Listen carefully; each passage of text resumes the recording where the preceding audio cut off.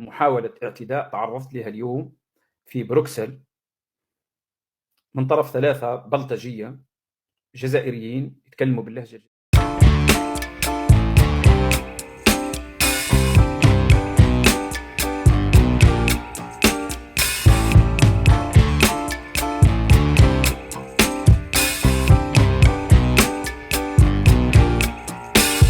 محاولة اعتداء تعرضت لها اليوم في بروكسل من طرف 3 بلطجية جزائريين يتكلموا باللهجة الجزائرية، وحظهم السيء أننا تمكنا من تصويرهم.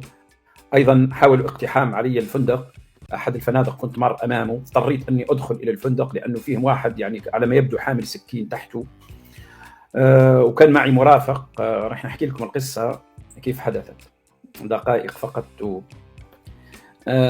زرت اليوم بروكسل وكنت ماشي مع صديق، وفجأة وجدت 3 شبان رياضيين، يبدو من هذوك اللي على ما يبدو جماعة حمل أثقال أو عسكريين، راهم في مهمة ما أو بلطجية أو شيء من هذا القبيل، لا أدري، لكن أشكالهم من هذا من اللي يلبسوا جاكيت ولباس رياضي وكأنهم يستعدون إلى مهام ما.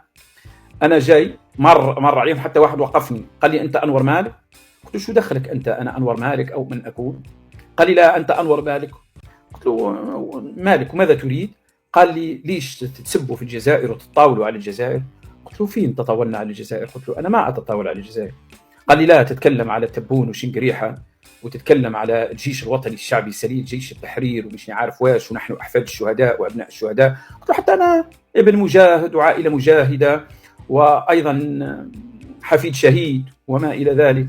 قال لي: لا، أنتم خونة وعملاء المغرب والمخزن ومش عارف واش، وكيف كنت منذ أيام فقط في المغرب تحاضر من هناك وتتطاول على الجزائر. قلت له: أنتم من اختزلتم النظام الجزائري اختزلتم الجزائر في نظام لا يستحق. قلت له: خلاص أخذاني. وفجأة أنا ماشي وجو يجروا من هناك، واحد عامل يده تحته، ما أدري هل عنده شيء أو عامل يده أكذاك فقط، لا. اضطريت أنا، فيه أمامي فندق، دخلت إلى الفندق حتى أتفادى فيهم واحد حامل بورتابل يصور، لا أدري هل يصورني راح ينشرها في الفيسبوك أو شيء ويشتم ويقول في كلام. اضطرينا غلقنا، كان معي واحد مرافق، غلقنا الباب حتى لا يقتحم علينا، لا أدري. أنا قلت من باب احتياطات ربما راهو حامل شيء تحته. هم 3 في وضعية بلطجية، ما هم في وضعية طبيعية، ما هم أشخاص يبدو محترمين ويخاف عليك الرأي، بلطجية بمعنى الكلمة. وهذا هم البلطجية اللي صنعتها الجزائر. حتى قبل ما نمشي هنا قلت له: أنت وش تعمل في بلجيكا إذا كان الجزائر وطنك لهذا الحد تحبها؟ شو تعمل أنت هنا؟ روح للجزائر هذه اللي تشوفها جنة. المهم، حقيقة تفاجئت مباشرة لما شفته يعمل في الحركة هذه، حسيت بأنه يراد الاعتداء علي بشيء ما، ممكن سكين أو حاجة في يديهم.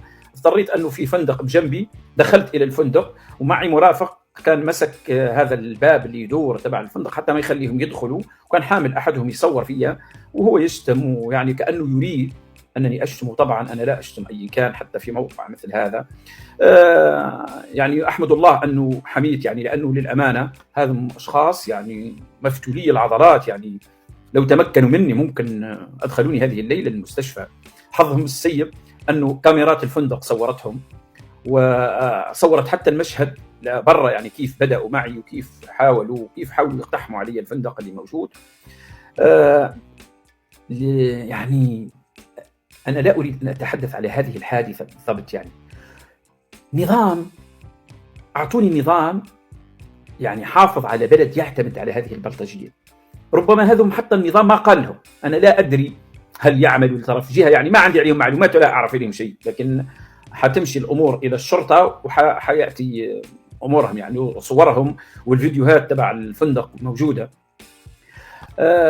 أنت الآن عايش في أوروبا وتشوف في أي واحد ينتقد هذا النظام كأنه انتقد الجزائر. اذهب أنت هناك للجزائر وعيش في هذا البلد اللي تشوف فيه جنة وتشوف فيه مليح.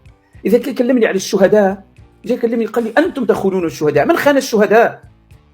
شنقريحة هذا اللي جاء لفرنسا وكرموه، هو يظن أنه قدموا له هدية، هو أهانوه لما قدموا له خوذة جنود يحموا في الجمهورية، العساسين نتاع الجمهورية الفرنسية، قدموا له هدية وهو يضحك. شكون اللي أهان الشهداء؟ أهانها أنور مالك اللي يقول لهم اتقوا الله في هذا الشعب، اتقوا الله في هذا البلد. أهنت الشهداء. أنا قبلني من اليمين واليسار، قبلني ماكرون.